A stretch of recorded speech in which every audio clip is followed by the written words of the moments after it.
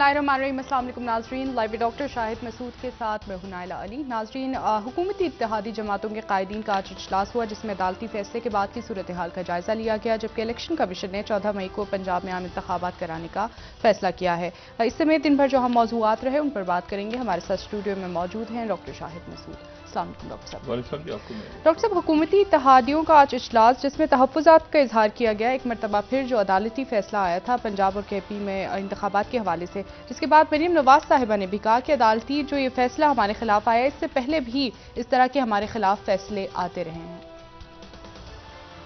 देखिए, ये जो तकरीर हुई है आज मरीम नवाज साहिबा की, लॉयर्स के कन्वेंशन इज्तिमा लॉयर्स का था, उसे उन्होंने खिताब किया।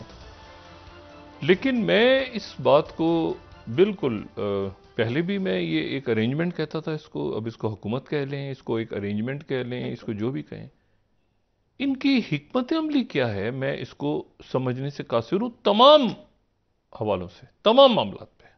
यानी वो मईशत हो, वो जो है वो ये अदालती फैसले के हवाले से हो, बाकी हवालों से। अच्छा, समझने से इसलिए कासिर हूं कि मुख्तलिफ शख्सियात से चूंकि बात होती है, ये आप छोड़ देंगे टॉक शोज पे क्या आता है और वो जो सोशल मीडिया पे मुख्तलिफ शख्सियात से बात होती है, तो इसमें हम हमारे मुल्क के वज़ीर आज़म हैं, काबिल एहतराम हैं, बड़ी जमात के सदर हैं शहबाज शरीफ साहब। शहबाज शरीफ साहब फैसला नहीं कर पाते।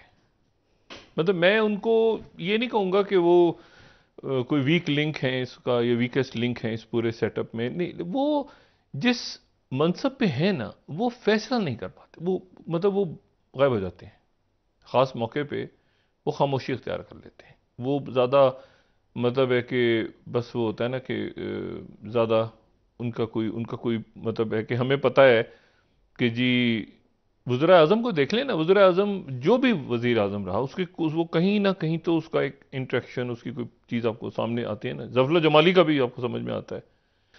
भुट्टो साहब को तो खैर छोड़ दें, बेनज़ीर भुट्टो साहबा जी, नवाज शरीफ साहब, इमरान खान, मतलब आपको वज़ीर आज़म का चौधरी शुजात, मतलब उनका नुक्ता नज़र क्या रहा मुख्तलिफ हवालों से, किस बात के ऊपर उनके क्या उनका इवन मोहम्मद खान जनी, जो मतलब सारे वज़ीर आज़म का आपको एक कोई व्यू समझ में आता है ना। कोई कोई वर्ल्ड व्यू होता है, कोई डोमेस्टिक, कोई कोई कोई पॉलिसी होती है ना। कोई आप कहते हैं कि यार ये मेरा ये इस तरह से चलना है, इस तरह से चलना है, ये सारा।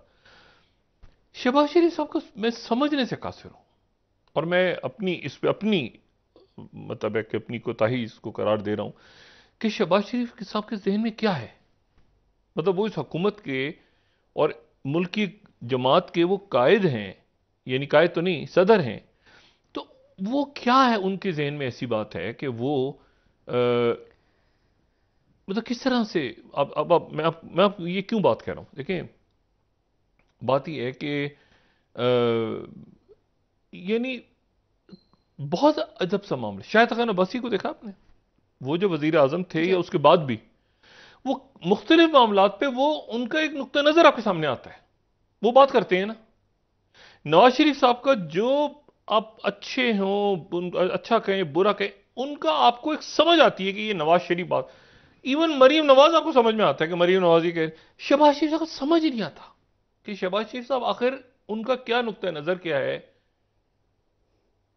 नुक्ता नजर होता है ना किसी का भी, तो वो क्या मतलब किसी भी हवाले से, मईशत कैसी, अगले चंद दिनों में IMF आ जाए, अगले चंद दिन जो है, खुदा जाने महीने साल हफ्ते, अगले चंद दिनों में IMF के साथ मामलात हो जाएंगे।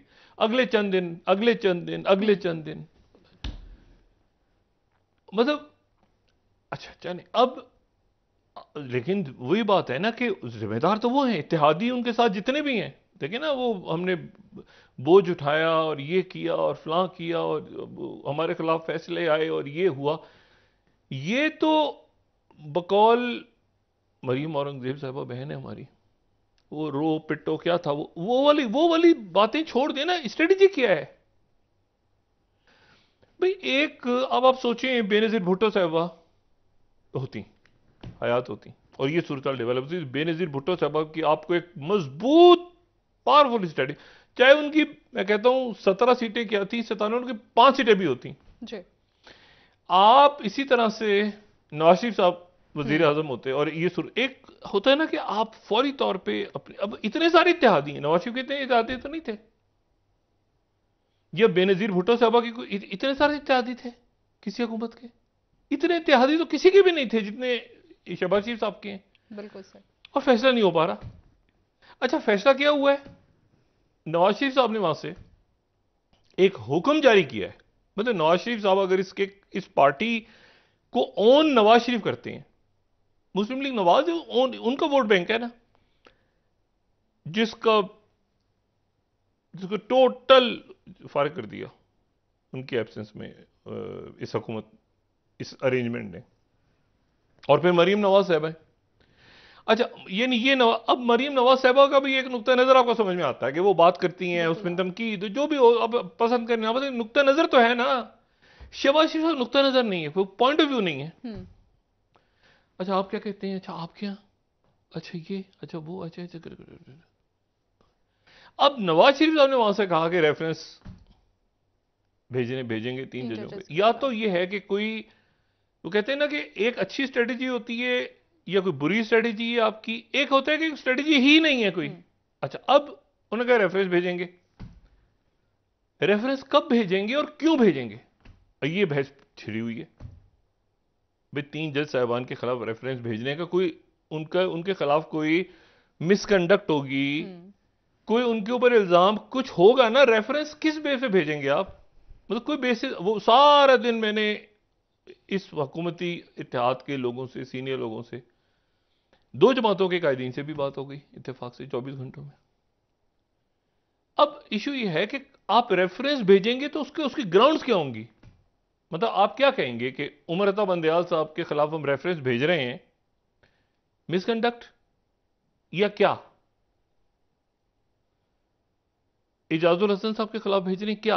हर 3, इस बेंच में 3 जज होने चाहिए, 4 होने चाहिए, जज एक तरह के बेंच बनते हैं की तरह। वो मसला अदालत का अपना है जिसपे फाइज साहब का एक नुक्ता नजर है और एक स्ट्रॉन्ग नुक्ता नजर है, उन जज साहबान का मजबूत नुक्ता नजर है कि बेंचेस कैसे, वो कोर्ट ने तय करना है मामला। ये लेके बैठे हुए 4-3 का फैसला है या वो 5-2 का फैसला है, खुदा जाने, या 7 का था, वो कहानी सुनाए जा रहे हैं, सुने, दिमाग खराब हो गया कहानी सुन सुन के। इलेक्शन कमीशन ऑफ पाकिस्तान ने वो मान लिया फैसला, वही माना है ना, 3 रुकनी फैसले को मान लिया उन्होंने, और मान के उन्होंने आज जो है वो अपना इलेक्शन शेड्यूल भी जारी कर दिए। वो आईनी अदारा है ये। अब यहां पर यह समझ नहीं आ रही कि अब इसमें वो कहते हैं ना कि मियां बीवी राजी तो क्या करेगा काजी। भाई हुकूमत, इसमें इलेक्शन कमीशन तो एक इंडिपेंडेंट अदारा है, हुकूमत ने इलेक्शन, वो उन्होंने सेक्रेटरी दिफा, सेक्रेटरी खजाना, इन चैम्बर, तो अब इसमें ये यहां पर मरीम नवाज साहबा ने फिर आज बात की कि हम इलेक्शन के लिए तैयार हैं और इलेक्शन में हम जाने को, तो एक आपको नुक्ता नजर समझ में आता है ना। अच्छा, तो यहां पर यह बड़ी प्रॉब्लम है कि जो शहबाज शरीफ साहब बतौर वजीर आजम, उनको स्टेयरिंग व्हील संभाल के इस पूरी हुकूमत, क्योंकि ये नहीं होगा कि मैं तो नहीं था, सब थे और मेरे ऊपर कंटेंट क्यों लग जाए, सब पे लगे, मतलब शहबाज शरीफ साहब को साबित इस वक्त तो करें ना कि मैं वजीर आजम हूं, तो मेरी ये हिकमत अमली है। कोई हिकमत अमली ना होना तो डिजास्टर है। अब वो इस दौरान ये हुआ कि पहले तो ये कि रेफरेंस वो कहीं हवा में है, क्योंकि रेफरेंस का मैंने पूछा आज, मैंने कहा रेफरेंस भेज रहे हैं, कह रहे हैं वो अभी फाइनल नहीं हुआ। तो मैंने कहा अच्छा रेफरेंस, मैंने कहा क्यों फाइनल नहीं हुआ, नवाज शरीफ साहब ने तो कह दिया था। कह रहे रेफरेंस भेजने की कोई वजूहात नहीं समझ में आ रही, और अहम इत्तेहादी और पार्टी के अंदर से भी लोग कह रहे हैं कि इलेक्शन की तरफ चले जाएं। ठीक, यानी कि मामला अब इंतखाबात की तरफ चले नहीं।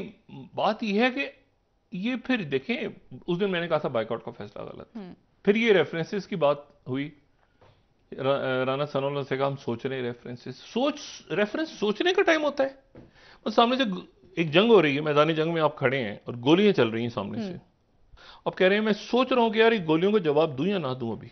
अभी वहां से बम आएगा, बम आके बम पे फट गया, सर पे मिसाइल फायर हो गए। हम सोच रहे हैं जवाब में हम पिस्टल निकालें या हम गुलैल से, भाई आपने करना होता है आप कर देते हैं। अब क्या हुआ है, जितना एक तो ये कि रेफरेंस का कोई मटेरियल होना चाहिए। रेफरेंस जाएगा सदर के पास, सदारती रेफरेंस होगा ना, सदर के पास जाएगा, सदर रोक लेंगे और चीफ जस्टिस से राय पूछ लेंगे, तो ये वहां फंस गए कि फिर क्या होगा। आज नवाज शरीफ साहब को किसने मशवरा दिया कि वो कह दें वहां से रेफरेंस फाइल करो? क्यों, मैंने आपसे कहा ना कि ये डिस्कनेक्ट है, बहुत बहुत ज्यादा डिस्कनेक्ट। पीपल्स पार्टी तैयार है इलेक्शन में जाने के लिए, तैयार है पीपल्स पार्टी मुकम्मल तौर पर। और सिंध में तो कोई अभी उनको है ना कि ये अब पंजाब में इमरान खान यहाँ इस दौरान वो इलेक्शन अगर सिंध में करवा लें तो बेहतर है कि उससे पहले कि मतलब वो they are fine with it. अच्छा, और इसी तरह से बाकी जो जमातें हैं, दीगर जमातें, उनके अंदर भी कोई खास ऐसे, क्योंकि नून, मुस्लिम लीग नून का जो है वो शहबाज शरीफ साहब, तो एक तो रेफरेंस का मटेरियल नहीं है, रेफरेंस मिसफायर हो जाएगा और शायद जाता है नहीं जाता भेजते हैं वो, ये उस पर ढूंढ रहे हैं कि मटेरियल ढूंढें किसी का। ऑडियो एक आई थी एक जज की, उसकी उस पर तो आपका थोड़ी बनेगा ये पूरा का पूरा रेफरेंस जुडिशियल, और वो जाएगा भी चीफ जस्टिस के पास। तो एक तो ये वहां पे, फिर ये अभी तक 4-3 में फंसे हुए। इलेक्शन कमीशन आईनी अदारे ने मान लिया है कि ये फैसला यही था। कौन सा? वही जो कि 3 रुकनी बेंच, उन्होंने मान लिया फैसला। एक और बात जो इनको अभी बताइए मैंने, मुझ जैसे एक कम अकल आदमी ने इनको समझाई है एक और बात जो इनको नहीं पता थी, इनको पता नहीं थी, अभी बताइए। और अब मैं जरा लोगों को बता दूं कि हुआ क्या है जी। अदालत फैसला सुना के चली नहीं गई। जैसे पनामा केस में इजाजुल हसन साहब को बिठा वहां मौजूद रहे थे ना, वो मॉनिटरिंग जज, जैसे भी कहें आप, ये 3 रुकनी बेंच जो है ये अपनी जगह मौजूद है। यानी ऐसा नहीं हुआ कि फैसला सुना के वो बस खत्म हो गया कि आप 14 मई को फैसला इलेक्शन करवाएं और खुदा हाफिज, अल्लाह खैर सल्ला, अगली पिटीशन अगला केस सुन। नहीं, उन्होंने 11 तारीख को इलेक्शन कमीशन से वापस रिपोर्ट, इसका मतलब बेंच मौजूद है। ये इनको भी मैंने समझाई है बात, कोई दोपहर को बात हुई मेरी, तो कहते हैं अरे इस तरह तो हमारा दिमाग नहीं गया, कैसी बातें करते हैं ये। मतलब मैंने कहा जी वो फैसला आ गया, लेकिन आपको पता है ना आप बार बार जो बात कर रहे हैं कि हमारे ऊपर मॉनिटरिंग, तो यहां पर भी मॉनिटरिंग। कहते हैं कहां पे? मैंने कहा उन्होंने जब मंगवाया दोबारा, आपको ये बात नहीं समझ में आ रही कि जब जज साहिबान ने कहा है कि हमें 11 तारीख को रिपोर्ट पेश करें इलेक्शन कमीशन ऑफ पाकिस्तान, इसका मतलब है वो जज साहिबान बैठे मॉनिटरिंग करेंगे आपकी इस पूरे प्रोसेस की। कहते ओहो अच्छा, ऐसा वाकई है? अच्छा, लेकिन वो सानू तो किसी ने नहीं दसिया। अच्छा,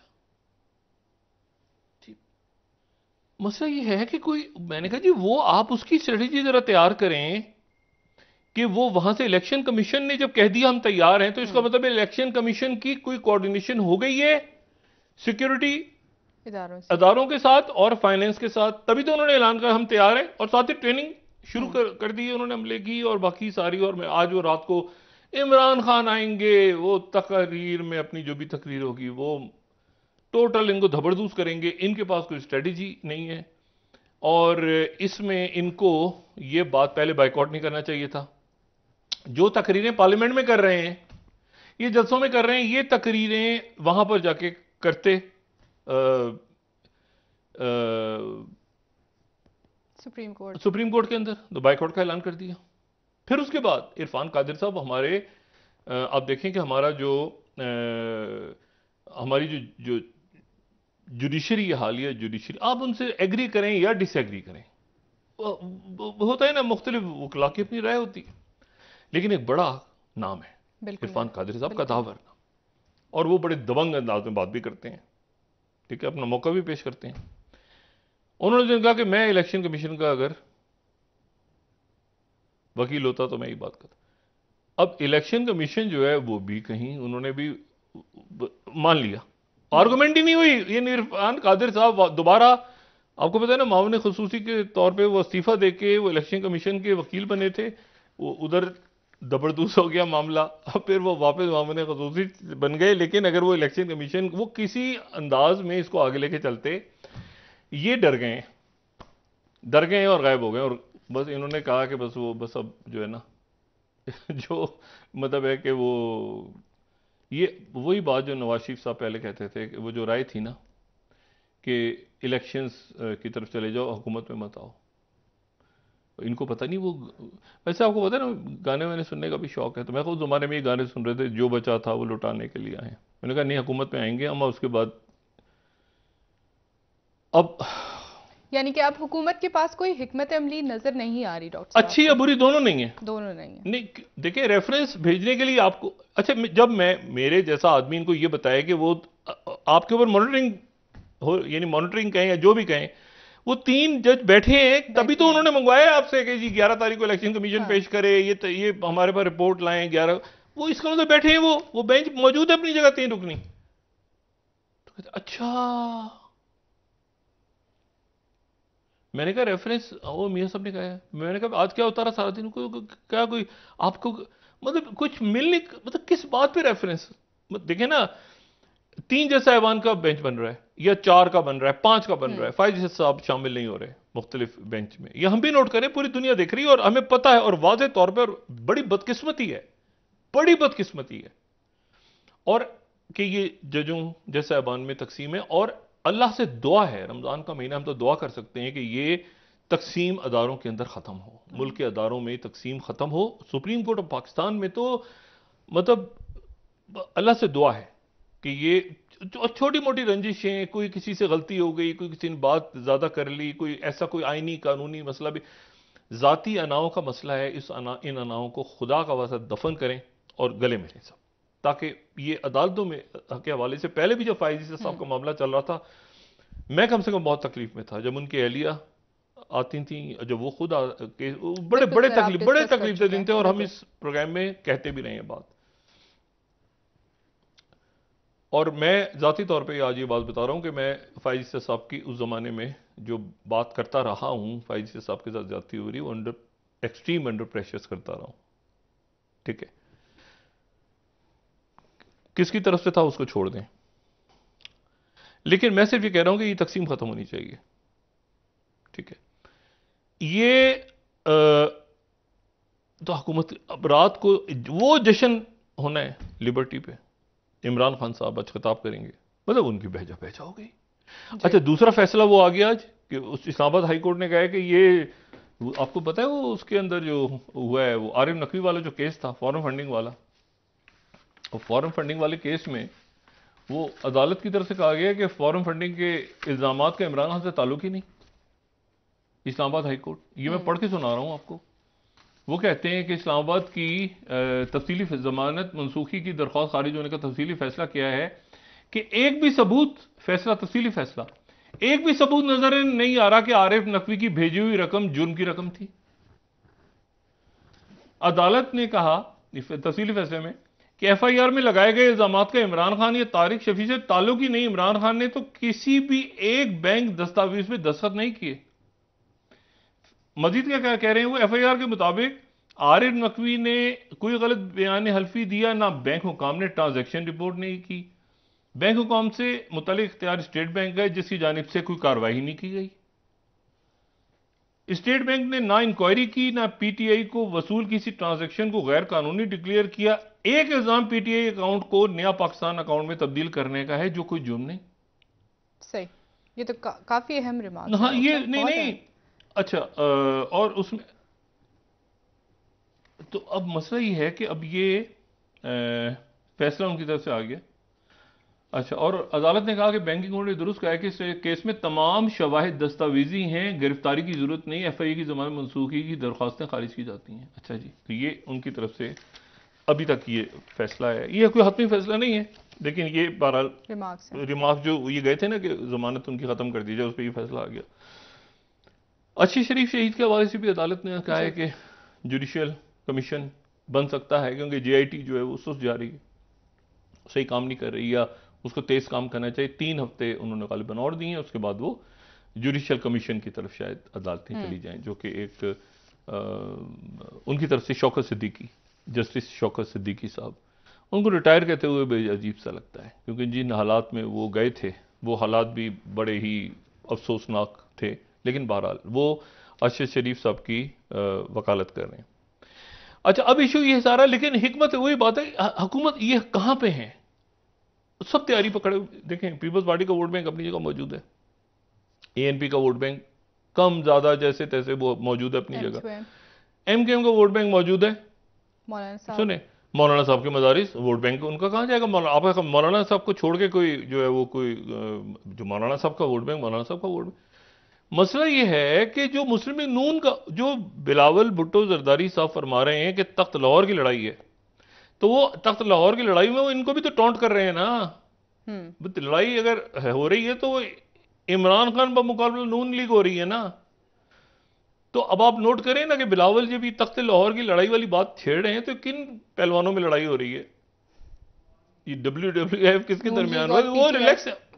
ये देखें, यूसुफ रजा गिलानी, जरदारी साहब यूसुफ रजा गिलानी, आप यूसुफ रजा गिलानी साहब की बतौर वजीर आजम तकारीर निकालें पार्लियामेंट के अंदर, और उस वक्त जब ये तमाम आपको एक यूसुफ रजा गिलानी एक बाकायदा एक स्ट्रॉन्ग पॉलिटिकल पर्सनैलिटी के तौर पे प्राइम मिनिस्टर आपको नजर आते हैं। ये यूसुफ रजा गिलानी है, राजा परवेज, आपको नजर आते हैं लोग, हालांकि उनके जाहिर जरदारी साहब एक मजबूत सदर। भाई यहां पर मैं आपसे कह रहा हूं कि समझ ही नहीं आ रहा, यानी वो जो है वो अब खुदा जाने। अच्छा, वो भी इत्तेहादी भी रिलैक्स बैठे हैं, सुकून, उन्होंने कहा आराम से, कोई इशू नहीं है, अपने अपने वोट बैंक को देख लो, पीछे सारे वजारतें सेट मामला है वो। उसके बाद नवाज शरीफ जाने, लेकिन अब देखें ना, नवाज शरीफ साहब तो अब पार्टी उनकी, वोट बैंक उनका, आगे मरियम नवाज साहिबा वो खुल के बात कर, शहबाज शरीफ साहब ना कोई बात करते हैं। हम इस बात का इम्कान है कि करारदाद पेश की जाएगी ईवान में। भाई खुदा का वास्ता, ईवान में करारदाद आप 50,000 पेश कर दें, उनकी क्या हैसियत है? ईवान के अंदर करारदादों की कोई कानूनी हैसियत होती है? यानी हम इसके खिलाफ कि हमारे ऊपर जुल्म हुआ, हमें करारदाद पेश करेंगे। वजीर आजम साहब मोहतात तो नहीं है डॉक्टर साहब, क्योंकि अदलिया का मामला है? और पहले तो मुझे बताएं वो वजीर आजम है, पहले तो साबित करें कि वो वजीर आजम है पाकिस्तान के, पहले तो साबित करें ना भाई। मसला ये है कि मतलब पहले तो कोई पोजीशन इख्तियार करें ना, कि मैं प्राइम मिनिस्टर हूं तो मैं इस तरह से ये मेरी, मैं बनाऊं यार एक दफा प्राइम मिनिस्टर, तो भाई मैं यहां पर एक बिल्कुल किसी जाऊं तो कोई एक मेरी कोई याद करें ना लोग, यार शहबाज शरीफ क्या वजीर आजम था यार, वजीर आला के तौर पे उनको याद करते रहे, वो भाई की वजह से याद करते थे ना। एक ख्याल ये भी था कि इंडिपेंडेंटली बड़े नफीस, मैं कह रहा हूं मुझे समझ नहीं आया कि ये क्या हुआ, ये कोई बड़ी ग्रॉस गड़बड़ हो गई है, या तो टीम उनकी अपनी नहीं है, एक तो ये भी है, रिस्ट्रेंट्स हैं, इत्तेहादी हुकूमत है, वो कहते भी हैं, इवन इत्तेहादी हो फिर भी आप दरमियान में से तो निकल के आ जाते, इत्तेहादी है ना सारे। आप मुझे बताएं कहीं ख्वाजा आसिफ नजर आते हैं ना आपको? एस ख्वाजा आसिफ, एक ख्वाजा आसिफ से एग्री करें डिसएग्री आपको नजर आते हैं ना? बिल्कुल आते हैं। आपको राना सनाउल्लाह नजर आते हैं, आपको इवन तलाल चौधरी नजर आते हैं, आपको लोग नजर आते हैं अलग अलग, शाहिद खान अब्बासी, मिफ्ता इस्माइल, आप पसंद करें ना पसंद ना, आपको इसहाक डार, दो शख्सियत गायब हैं। इसहाक डार मोहतरम के कब आए, कुछ चंद दिनों में IMF की तरफ से खुशखबरी सुनी जाएगी, चंद दिन, काफी महीनों से कह रहे हैं, चंद दिन के बाद खुशखबरी ये होती है कि डॉलर इतने का हो गया, ओपन मार्केट में 300 से ऊपर का जा रहा है, 300 से ऊपर, 310, और उसमें जो है वो आज रात को जो जश्न मनाया जाएगा PTI की तरफ से लाहौर में। हिकमत अमली क्या है? हमारे साथ ये जाते, हमारे साथ वो जाती, हमारे साथ एजेंडा है बाकायदा। देखें, ये हमारे साथ ये जुल्म हुआ, हमारे साथ वो जुल्म हुआ, हमारे साथ ये जुल्म हुआ। अच्छा, इमरान खान भी कह रहे हैं हमारे साथ ज्यादती, मगर वो अग्रेशन में वो कह रहे हैं कि हम फाइट बैक करेंगे, हम एक छोड़ेंगे नहीं, मैं छोड़ूंगा नहीं इनको। ये आगे से इनकी स्ट्रेटेजी है, हमारे साथ रोना धोना, रोते धोते तंग, एक तकरीर सुनो उसमें ये हुआ, हमारे जुल्म हो गया, ये हो गया, फलां हो गया, ये हो। अब देखें, उम्मीद है कि ये कोई स्ट्रेटेजी बनाएंगे तो सही ना, वरना तो बिल्कुल अजीब सी बात हो गई कि नवाज शरीफ साहब ने कहा तो वो इनको किसी ने कहा होगा ना कि रेफरेंस फाइल करें, तो रेफरेंस का कोई, नवाज शरीफ लंदन में बैठे हैं, उनको यहां से क्या फीडबैक जा रहा है? कैसा ये रेफरेंस तैयारी है, उनको फायर करो, डालो सुबह रेफरेंस। वो यहां पे सेकंड थॉट शुरू होगी, या थर्ड थॉट, या एट थॉट कि यार एक रेफरेंस बैकफायर हो गया तो क्या होगा, फायर हो जाएंगे सारे के सारे गलत रेफरेंस भेजने पे। अच्छा, अब तो एक तो ये मामला ये हो गया। दूसरी बात, बाहर से प्रेशर्स आ रहे हैं अब पाकिस्तान पे। प्रेशर्स इस तरह से आ रहे हैं क्योंकि आप कोई डिसीजन नहीं ले पा रहे। जो मैंने कहा था ना, खित्ते के हालात और दुनिया के हालात तय करेंगे पाकिस्तान में क्या होना है। ये जो बहरानी कैफियत है ना, अब इस पे प्रेशर रियासत पे आ रहा है। और रियासत पे प्रेशर इस तरह से नहीं आता कि जी आप बताएं ना क्या, वो ये होता है कि आप फिर साइड पे मतलब बड़े फैसले हो रहे होते हैं और आप उन फैसलों का उनका आप हिस्सा नहीं होते, कि आपकी लीडरशिप हिस्सा ही नहीं होती। लीडरशिप फंसी होती है 8 से 9, 9 से 9, 9 से 10 खबरें, कैसी तस्वीर आएगी, कितनी वो चलेगी, कितनी देर कौन से टीवी चैनल पे हेडलाइन चलेगी, इश्तिहार किसको मिले, इसमें लग जाए ना तो फिर वो जो लार्जर पिक्चर है, लोगों ने भुट्टो साहब को नहीं देखा। आप एग्री करें या डिसएग्री करें या डिक्टेटर कहें, जो भी कहें, आप जियाउल हक को नहीं देखा। स्ट्रॉन्ग लीडरशिप, भुट्टो साहब, जियाउल हक, बेनजीर भुट्टो, इमरान, लीडरशिप, नवाज शरीफ। अब मैंने कहा डिसएग्री करें, मुकम्मल एक वर्ल्ड व्यू होता है, एक वर्ल्ड व्यू तो होता, एक होता तो है ना वर्ल्ड व्यू। ये थोड़ी होता है कि पंजाब के अंदर जो है वो, ये प्राइम मिनिस्टर का काम है, हमजा शहबाज जीते हैं या वो जीते हैं या वो भाई। बहरहाल, अब इशू ये है, मैं जो बात कह रहा हूं, ये प्रेशर क्यों आ रहा है। आज का जो दिन है 5 अप्रैल, ये तारीखी दिन इसलिए है कि सऊदी अरब के वजीर खारजा, ठीक है, वजीर खारजा और ईरान के वजीर खारजा, वजीर खारजा ठीक, की मुलाकात हो रही है सही, बड़ी डेवलपमेंट, और बीजिंग में हो रही है। बीजिंग में हो रही है जी, चाइना में। ठीक। सऊदी अरेबिया और ईरान 8 साल के बाद या उससे भी ज्यादा आगे पीछे ये मुलाकात हो रही है, दोनों वुज़राए खारजा, ईरान और सऊदी अरेबिया के वुज़राए खारजा की, और चाइना में हो रही है। ठीक है। अच्छा, अब आप इसकी तेजी के साथ देखें कि कितने दिनों में क्या कुछ हो गया है। पिछले ये जो 15-20 दिन, मार्च के महीने में आप देख लें कि, और अप्रैल के शुरू में, पिछले 15 से 20 दिन 25 दिन में क्या कुछ हो गया।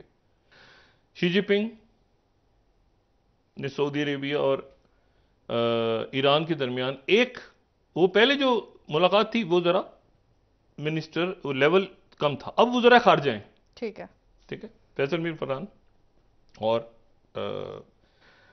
ईरान के वजीर खारजा, अच्छा, हुसैन अमीर अब्दुल्ला। अब इसमें जो है इस ये मुलाकात के बाद बात आगे कहां जाती है।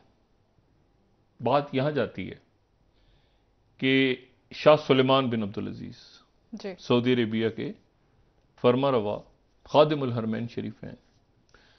शाह सुलेमान बिन अब्दुल अजीज ने ईरान के सदर इब्राहिम रईसी को सऊदी अरब आने की दावत दे दी। सही। और ईरान के सदर इब्राहिम रईसी ने सऊदी फरमा रवा को ईरान आने की दावत दे दी है। ठीक। और अगर सऊदी फरमा रवा किसी वजह से, अपनी सेहत या किसी और वजह से नहीं, तो वजीर आजम और वली अहद मोहम्मद बिन सुलेमान, शहजादा मोहम्मद बिन सुलेमान, उनकी नुमाइंदगी कर सकते हैं ईरान में आने वाले दिनों में। मामलात यहां तय हो रहे हैं, ये बात हो रही है इस वक्त। ठीक है कि वज़ीर खारजा के बाद इसको बात को ऊपर अपर लेवल पे कैसे लाया जाए। चाइना में पूरे खित्ते के हालात, पूरा खित्ता और सऊदी अरेबिया, मैंने पहले भी कहा था कि वो पूरा जो गल्फ का सऊदी अरेबिया एक सेंट्रल रोल इख्तियार कर गया। इजिप्ट, मिस्र जो है, एक ज़माने में अरब लीग और तारीखी तौर पे मिस्र जो है वो एक बड़ा उसका किरदार रहा था, लेकिन मिस्र जो है इस वक्त सऊदी अरेबिया के का डिपेंड कर रहा है, और उसकी कई वजूहात हैं, और उसमें सबसे कई वजूहात में से एक वजह जो है वो ये भी है कि सऊदी अरेबिया का जो सऊदी अरेबिया एक बहुत मॉडर्न स्टेट, जदीदियत की तरफ, अगर आप देखें तो हालिया अरसे में जैसे मुत्तहदा अरब अमारात में, कतर में, अब सऊदी अरेबिया में आपको technology, climate, artificial intelligence, data पे conferences, deep learning, machine learning, ये क्वांटम, ये सारी साइबर सिक्योरिटी, बहुत कुछ आपको टेक्नोलॉजी सऊदी अरब में नजर आती है। और सऊदी अरेबिया यूएई की तरह और बाकी मुल्कों की तरह बहुत तेजी के साथ उनके जो वजीर आजम और वली अहद हैं मोहम्मद बिन सलमान वगैरह, बहुत सारी वजहों में से एक वजह यह भी हो सकती है कि केबल नेटवर्क, एक बड़ा केबल नेटवर्क जो है, जो कि यूरोप और एशिया का सिस्टम है जी, उस पर अगर नजर डालें ना तो देखें होता ये था कि ज्यादातर जो ये केबल मैं कह रहा हूं ना, तो ये जो इंटरनेट वाला केबल, यानी मेरा टेलीफोन अगर मैंने किसी को यहां से अपने व्हाट्सएप करनी है लंदन, तो वो जो फोन तो मेरे हाथ में है, हाँ, लेकिन ये जो उसका कनेक्शन है ये पानी के नीचे से जाएगा, और वो लंदन पानी के नीचे से केबल जाता हुआ ये कट गया तो इंटरनेट डिस्कनेक्ट हो गया। सऊदी अरेबिया ये मैप जरा दिखाइएगा, ये जो टियास है, टियास, ये केबल सिस्टम जो है, ये केबल सिस्टम अरब ममालिक को यूरोप के साथ कनेक्ट कर रहा है, इजिप्ट को बाईपास करते हुए। ठीक, ये इस पे नजर रखें, आने वाले दिनों में मैं इस पे मजीद बात करूंगा जी। इसका एक नॉर्थ रूट है और इससे एक साउथ रूट है।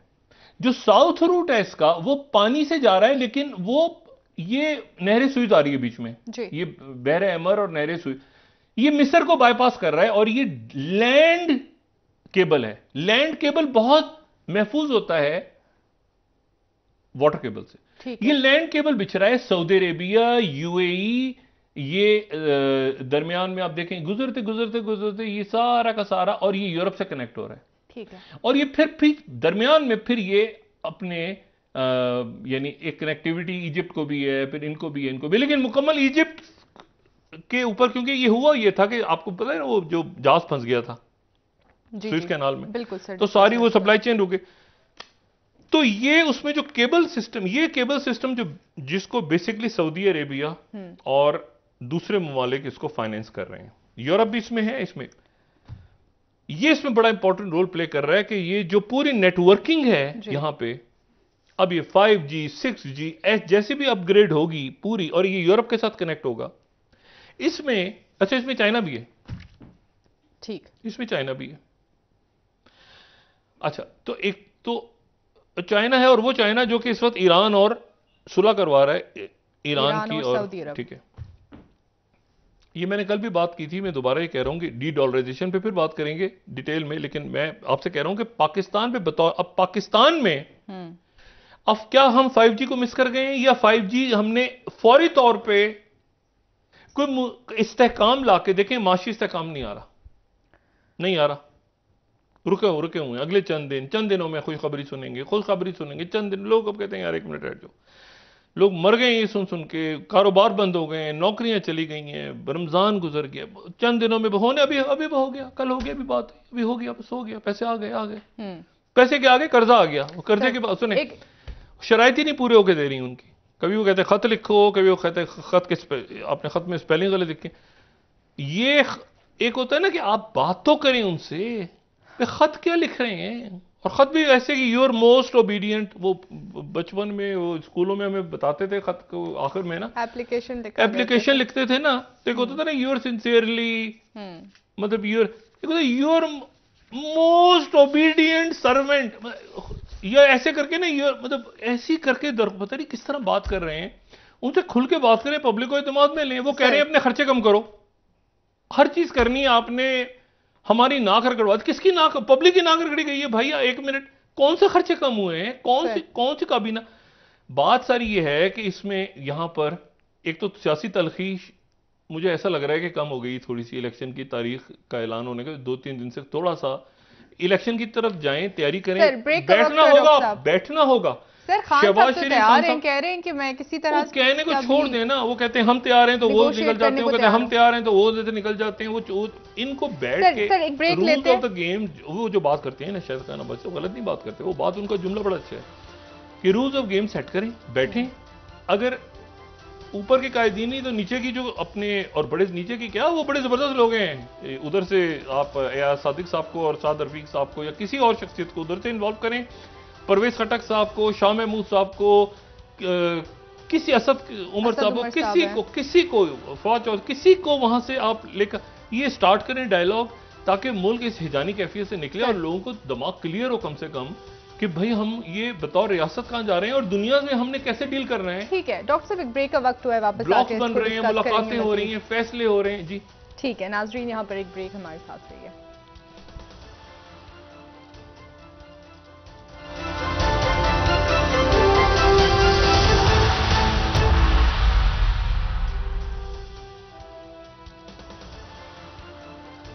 वेलकम बैक नाजरीन। जी डॉक्टर साहब, जहाँ पे सियासी और आइनी मसाइल और बहरान मुल्क में नज़र आ रहे हैं, वहीं पे आज मुसद्दिक मलिक साहब वज़ीर तवानाई कहते हैं कि ज़खायर कम हो गए हैं, तो इसलिए 24 घंटों के लिए हम गैस फराहम नहीं कर सकते। मैं तो इस पर कुछ तबसरा क्या करूँ, मतलब इस पर नो कमेंट्स। ये जो है ये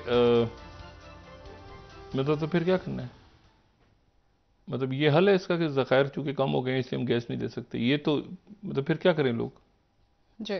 बहरहाल मैं इस पे मैंने कहा ना, इस कमेंट्स नहीं किए जाएं बहुत सारे बयानात पे, तो बेहतर है। बात यह है कि अब इसमें जो मैंने आपसे बात की ना कि ये बड़ा इंटरेस्टिंग है, जो ये केबल का मैंने आपसे बात की ना कि ये जब कुछ दुनिया का कुछ 30% इंटरनेट जो है ना, 30% इंटरनेट जिस केबल पे चल रहा है वो यहाँ से बहर अहमर से गुजरता है, यानी वो बहर अहमर जो कि इजिप्ट और सऊदी अरेबिया के दरमियान में सुइस कैनाल वाला, और उसकी आमदनी वो केबल कंपनीज पर पे करती हैं इजिप्ट को।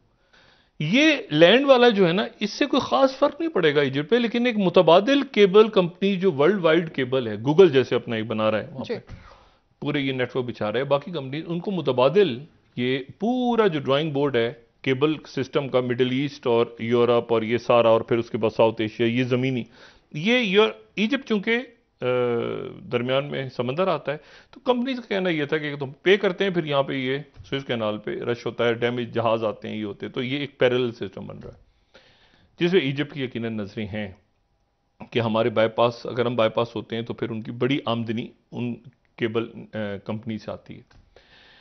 अच्छा, फिर एक और वाकया यह है कि जब ये सऊदी अरेबिया और ईरान की वज़राए ख़ारजा चाइना में हैं, तो साथ ही मैक्रों भी चाइना में हैं और साथ ही ईयू की प्रेसिडेंट भी वहीं पे हैं।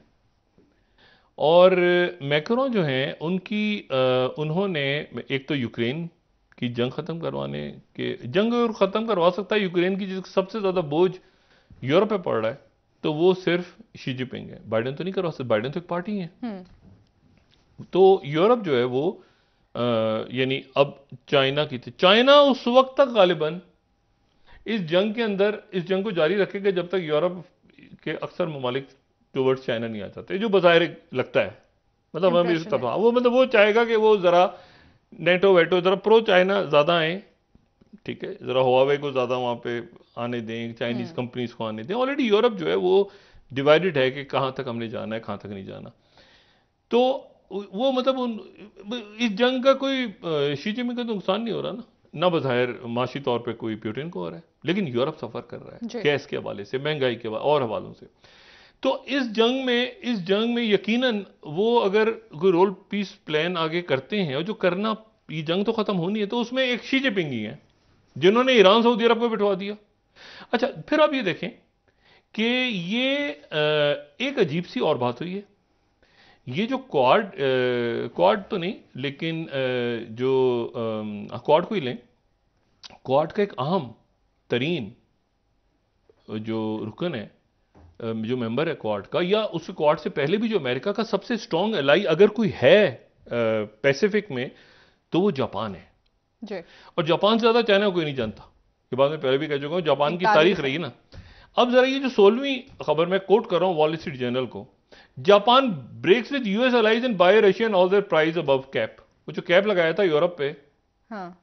वो जापान ने कहा कि एक मिनट ठहर जाएं, तेल तो हम रशिया से लेंगे। पहले इंडिया निकल चुका है, अब जनाब जापान भी निकल गया, वॉल स्ट्रीट जर्नल। ठीक है, तो एक तो ये हो गई खबर। दूसरी जो खबर है, ये आप देखें कि कितनी इंपॉर्टेंट न्यूज है। इराकी न्यूज को अगर हम देखें ना, आज की इराकी न्यूज को, इराकी न्यूज ये बज़ाहिर तो छोटी सी नजर आ रही है, लेकिन ये एम्बेसडर से जो मुलाकात है ना, Iraq, Saudi Arabia, Iran and Syria, ये मुल्क, इनके एम्बेसडर्स अफ्तार पे मिले मस्कत में, मस्कत ओमान में जी। ये बड़ी इंपॉर्टेंट है। और उससे ज्यादा इंपॉर्टेंट, तेहरान टाइम्स एक और मीटिंग हो रही है, तो बीजिंग में हो रही है ना, एक मीटिंग मॉस्को में हो रही है। उसमें कौन कौन है? नायब वुज़राए खारजा।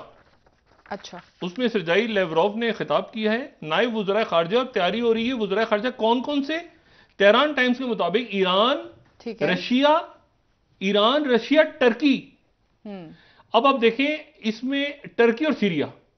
आपको पता है टर्की सीरिया के मामला, ये कुर्दों की वजह से। आपको पता है ईरान और तुर्की के भी मामला चलते रहे हैं, ये अजरबैजान और बाकी। इनकी मुलाकात फिर मॉस्को में हो रही है। मॉस्को चाइना ये वर्ल्ड डिप्लोमेसी का इस वक्त सेंटर बना हुआ है। और एक बात सिर्फ और, चलते चलते, ताइवान के रह गए थोड़े से दोस्त, ठीक है, और उनकी जो प्रेसिडेंट हैं, उनकी प्रेसिडेंट अब दौरा कर रही हैं अमेरिका का, और उसके बाद वो जाएंगी लैटिन अमेरिका और सेंट्रल अमेरिका में। राइटर्स खबर दे रहे हैं कि US and Taiwan seen powerless to stem island's diplomatic losses in Latin America. Taiwan के हाथ से अगला जो मुल्क निकलने वाला है, गालिबन अभी तो होंडुरस निकला है ना, लेकिन अगला जो मुल्क निकलने वाला है वो पैराग्वे है। यानी पैराग्वे जो कि जनूबी अमेरिका में है, साउथ अमेरिका में है, और बिल्कुल ब्राजील के साथ अगर उसको मैप पे देखें तो पैराग्वे जो है वो भी, ये ब्राजील, बोलिविया, उनके साथ पैराग्वे भी चाइना की तरफ जा रहा है। और पैराग्वे ने ताइवान के साथ रहने के लिए शर्त क्या मांगी, अब आप जरा देखें, फाइनेंशियल टाइम्स को कोट करें। पैराग्वे क्या कह रहा है कि हमने ताइवान के साथ कब रहना है, ये 15वीं slide. Paraguay calls for Taiwan to invest $1 billion to remain allies. आपके साथ हम तब रहेंगे, $1 बिलियन, हमें $1 बिलियन की इन्वेस्टमेंट करो तो हम अलाइज रहेंगे। ये पैराग्वे ने डिमांड की, ताइवान के पास कहां से $1 बिलियन, नहीं वो बिलियन डॉलर दे के, तो ये तो अजीब एक सिचुएशन है। और अब मैंने आपसे कहा ना कि इतना कुछ हो रहा है, वो इधर से मुजम्मदी करारदें आ रही हैं इंडिया की तरफ से। वो चाइना वो ले गया, अरुणाचल प्रदेश के नाम चेंज हो गए, जगह बन गई, उन्होंने अपना हिस्सा बना लिया। वो क्या कहते थे इसको,